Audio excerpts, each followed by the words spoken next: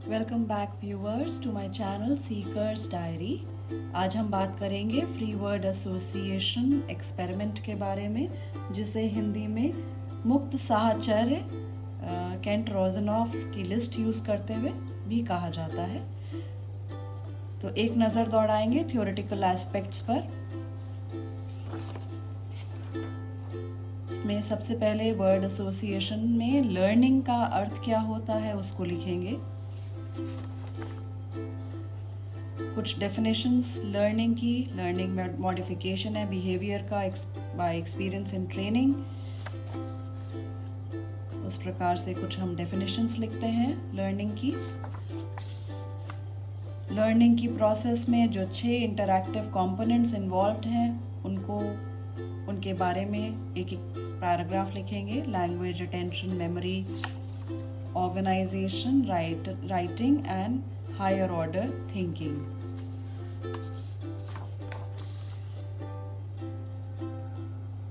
Learning के characteristics कि वो एक लाइफ लॉन्ग प्रोसेस है, परमानेंट चेंज ऑफ बिहेवियर है, ट्रांसफरेबल है, इननेट है और एनवायरमेंटल फैक्टर्स पे भी बेस्ड है, सोशल है, गोल ओरिएंटेड है and it is adjustment, active है, इंडिविजुअल एक्सपीरियंस पे बेस्ड है, मल्टीफेसेटेड है। फिर हम थ्योरीज ऑफ लर्निंग की बात करेंगे, जिसमें हम 3 मेजर स्कूल्स को ध्यान में रखते हुए थ्योरीज लिखेंगे। Behaviourism, cognitism and constructivism. Behaviourism के अंडर में क्लासिकल कंडीशनिंग की थ्योरी का जिक्र करेंगे, trial and error theory Thorndike की, ऑपरेंट कंडीशनिंग थ्योरी स्किनर की और cognitive theories, second school cognitive theories का, theory of cognitive development by Jean पियाजे, Gestalt theory of insight learning Kohler की, ब्रूनर की थ्योरी ऑफ कॉग्निटिव लर्निंग और last में constructivism, जिसमें हम लर्निंग को एक प्रोसेस मानते हैं जिसमें लर्नर अपनी नॉलेज को खुद कंस्ट्रक्ट करता है। फिर हम बात करेंगे लॉज ऑफ लर्निंग की। Primary laws of learning, law of readiness, law of effect, law of exercise और सेकेंडरी लॉज ऑफ लर्निंग की law of attitude, law of multiple response, partial activity, law of assimilation या law of analogy भी कहते हैं और law of रीसेंसी। फिर उन कारकों को लिखेंगे जो लर्निंग को या अधिगम की प्रक्रिया को इफेक्ट करते हैं, जैसे home environment, classroom condition, planning and organisation of content by teacher, learning by doing, reward और पनिशमेंट का यूज, मोटिवेशन और इंटरेस्ट ऑफ लर्नर्स। फिर हम साहचर्य की बात करेंगे, एसोसिएशन की बात करेंगे। एसोसिएशन के अर्थ को लिखेंगे, एरिस्टोटल के द्वारा दिया गया ये कंसेप्ट। कुछ डेफिनेशंस एसोसिएशन की कि association of idea is a well-known principle by which one idea calls up another idea, जो हमने प्रीवियसली एक्सपीरियंस किया है। एक आइडिया अगर हमारे दिमाग में आता है तो तुरंत दूसरा, तीसरा, चौथा जो हमने प्रीवियसली एक्सपीरियंस किए वो आते हैं। टाइप्स ऑफ एसोसिएशन, ये इंपॉर्टेंट है। फ्री एसोसिएशन क्या होता है, कंट्रोल्ड एसोसिएशन क्या होता है।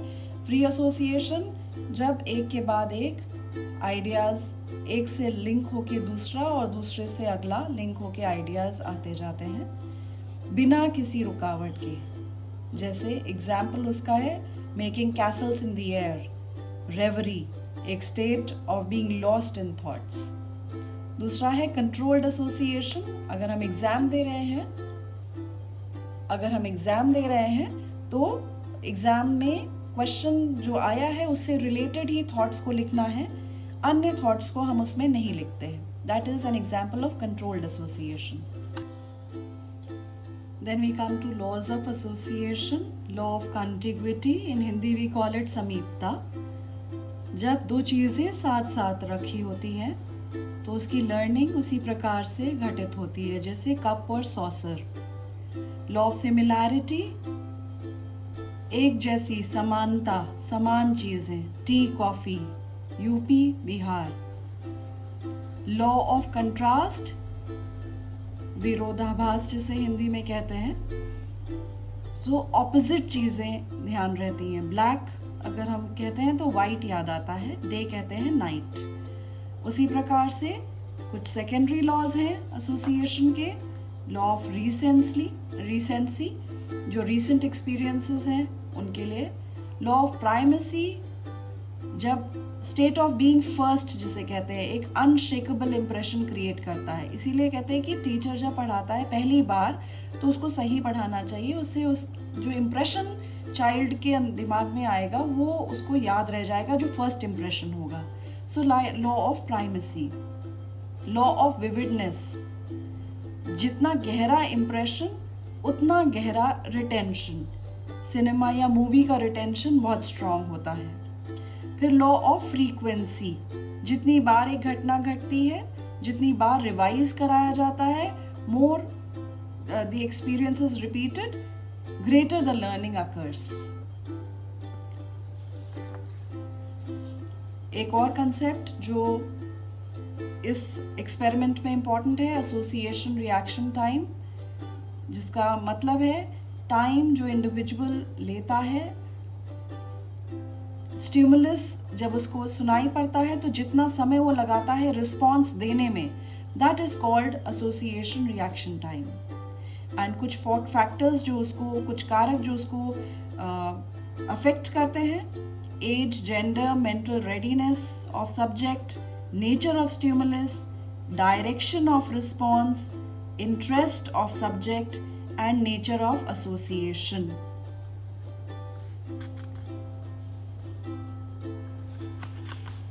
अब हम इसके प्रैक्टिकल एस्पेक्ट्स पे आएंगे. प्रैक्टिकल एस्पेक्ट्स में एक्सपेरिमेंट का नाम free word association using Kent Rosanoff list of words. Objectives, to study the primary and secondary laws of association by using Kent Rosenoff list of word association. Second objective, to find out the dominant law of association of the subject. Details of the subject लिखेंगे, details of the experimenter लिखेंगे, description of the experiment, material required, Kent Rosenoff की list of word association, stopwatch, graph paper, pen, pencil, eraser. Precautions जो कि लिए जाते हैं before the experiment, during the experiment and after the experiment, उनको note down किया जाएगा file में. प्रिलिमिनरी प्रिपरेशन जो की जाएगी एक्सपेरिमेंट कंडक्ट करने से पहले. इंस्ट्रक्शंस जो सब्जेक्ट को दिए जाएंगे before the conduct of the experiment, कि 100 वर्ड्स उनके आगे बोले जाएंगे. जो रिस्पॉन्स सबसे पहले उनको दिमाग में आए लिसनिंग टू द वर्ड, वो उनको लिखना है. उसके कुछ एग्जाम्पल्स भी उनको बताए जाएंगे. कोई एक्स्ट्रा टाइम नहीं दिया जाएगा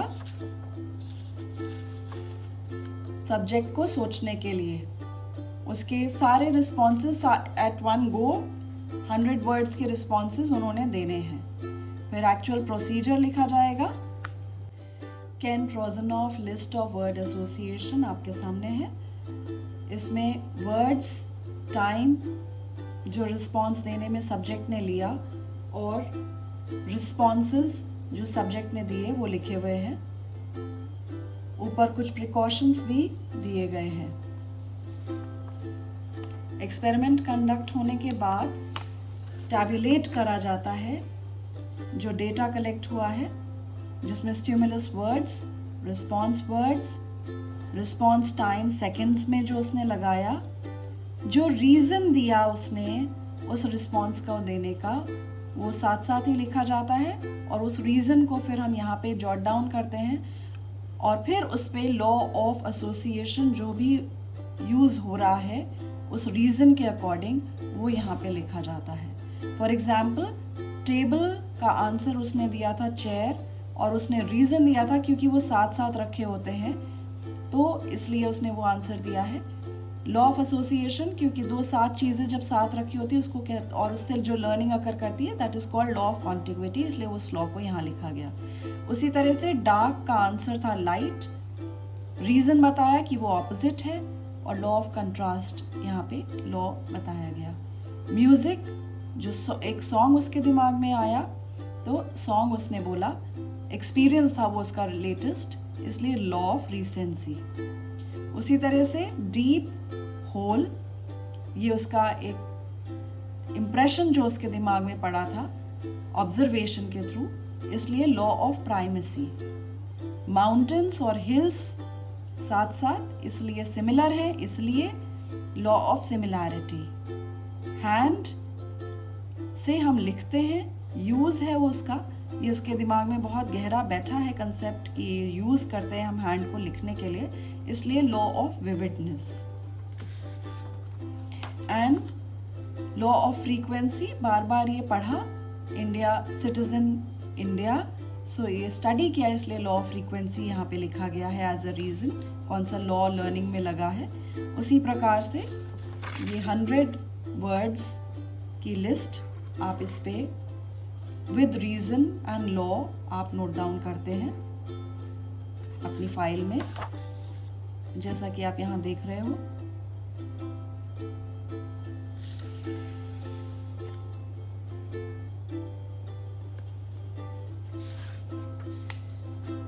इसके आधार पर टेबल नंबर 2 फॉर्मुलेट किया जाता है जो फ्रीक्वेंसी लॉज की बता रहा है, कितनी बार कौन सा लॉ यूज़ किया है और कितना टाइम सेकेंड्स के फॉर्म में उसमें लिया गया है। So you make the table number 2 which has serial number, laws जो 7 आपके हैं एसोसिएशन के वो आप लिखते हो, फ्रीक्वेंसी कौन सा लॉ कितनी बार आंसर देते समय सब्जेक्ट में यूज़ किया है उसका टोटल आप यहाँ लिखते हैं। टाइम, सारी 4 जगह अगर कॉन्टिग्विटी का लॉ यूज़ किया है तो वो 4 आंसर्स देने में जितने टोटल सेकंड्स लिखे हैं लगे हैं वो आप यहाँ पे लिखते हो। Average time is total time upon the frequency, so you take out 8/4, so 2 seconds पर आंसर उसने एवरेज टाइम लिया है लॉ ऑफ कॉन्टिग्विटी जहाँ तक कंसर्न्ड है वर्ड्स में आंसर देने के लिए। उसी प्रकार से आपने बाकी लॉज का फ्रीक्वेंसी लिखा, टाइम लिखा एंड एवरेज टाइम लिखा। एसोसिएशन रिएक्शन टाइम आपका हो गया, टोटल रिस्पॉन्स टाइम जो लगा है, total response time is 223 seconds upon जो total number of responses and that is 100, so it becomes 2.23 seconds.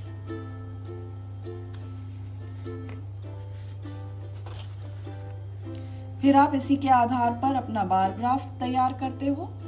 Bar graph में एक्स एक्सिस रिप्रेजेंट कर रहा है average time in seconds, Y axis उसी तरह से फिर आप अपना बार ग्राफ तैयार करते हैं। एक्स एक्सिस जो लॉज को रिप्रेजेंट कर रहा है, वाई एक्सिस जो एवरेज टाइम इन सेकेंड्स बता रहा है। स्केल भी लिखते हैं आप यहाँ पे, एक्स एक्सिस एक ब्लॉक 1 सेंटीमीटर 1 लॉ को रिप्रेजेंट कर रहा है, वाई एक्सिस में एक ब्लॉक 1 सेंटीमीटर का है और वो 0.5 सेकेंड्स रिप्रेजेंट कर रहा है। सो अगर हम ये चार्ट को देखेंगे जो हमने पहले बनाया है, यहाँ पे टेबल नंबर 2 जो हमने यहाँ क्रिएट किया, so table number 2 law of contiguity, इसमें हमारा 4 फ्रीक्वेंसी रहा, टाइम रहा 8 सेकेंड्स, 2 सेकेंड्स एवरेज टाइम रहा। सो यहाँ पे हमने एवरेज टाइम लॉ ऑफ कॉन्टिग्विटी का फर्स्ट लॉ है ये हमारा, और यहाँ पे एवरेज टाइम 2 सेकेंड्स का रहा है। So it is made here, marked here and the bar is created. Similarly, law of contrast, 1.10 average time in seconds रहा है. सो यहाँ पे सेकेंड नंबर पे लॉ ऑफ कंट्रास्ट जो 1 सेंटीमीटर का हमने बार ग्राफ के फॉर्म में डिस्प्ले किया है और 1.10 सेकेंड यहाँ पे हमने उसको मार्क किया है. उसी प्रकार से हम सारे लॉज यहाँ पे सारे एवरेज टाइम इन सेकेंड्स जो सब्जेक्ट ने लिया वो यहाँ हाईलाइट करके उसको बार ग्राफ के फॉर्म में डिस्प्ले करते हैं. अब रिजल्ट को हम रिपोर्ट के फॉर्म में लिखते हैं. सेकेंडरी लॉज जब हमने ऑब्जर्व किया कि जो सेकेंडरी लॉज ऑफ एसोसिएशन है वो डोमिनेंटली यूज नहीं किए हैं हमारे इस सब्जेक्ट में. लॉ ऑफ प्राइमेसी जो है वो मैक्सिमम टाइम्स यूज किया गया है. उसके बाद इंटरप्रेट करते हैं हम अपने स्कोर्स को. लॉ ऑफ कॉन्टिग्विटी जिसमें कि इसको हम टेबल नंबर 2 के हेल्प से भी इंटरप्रिटेशन कर सकते हैं, जैसा आप यहाँ पे देख रहे हो टेबल नंबर 2. मैं एक आपको बता रही हूँ. लॉ ऑफ कॉन्टिग्विटी 4 टाइम्स इस लॉ को अपने रिस्पॉन्सेज में यूज किया है. 8 सेकेंड्स लगे हैं. एवरेज टाइम 2 सेकेंड्स का था.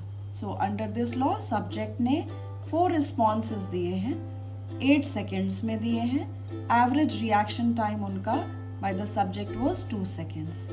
सिमिलरली हम बाकी law of contrast, recency, primacy and other law का इंटरप्रिटेशन भी इसी प्रकार से हम करते हैं.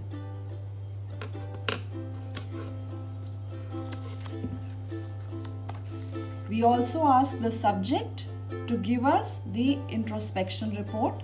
वो सब्जेक्ट खुद लिख के देता है उसका एक्सपीरियंस क्या रहा ड्यूरिंग द एक्सपेरिमेंट. उसको भी हम स्टिक करते हैं अपनी फाइल में.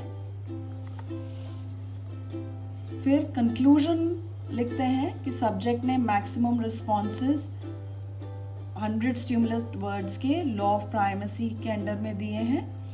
सब्जेक्ट मोस्टली रिलेट करता है अपने आइडियाज़ को और ऑब्जेक्ट्स को which he observed before. Average reaction time उसका 2.37 सेकेंड्स रहा है इसमें. On the other hand subject ने सिर्फ 4 रिस्पॉन्सेज दिए हैं लॉ ऑफ कॉन्टिग्विटी के अंडर में आउट ऑफ 100 वर्ड्स. सो वो रेयरली, उसका मतलब ये है कि सब्जेक्ट की लर्निंग में रेयरली वो एसोसिएट करता है थिंग्स या आइडियाज को which are very close to each other.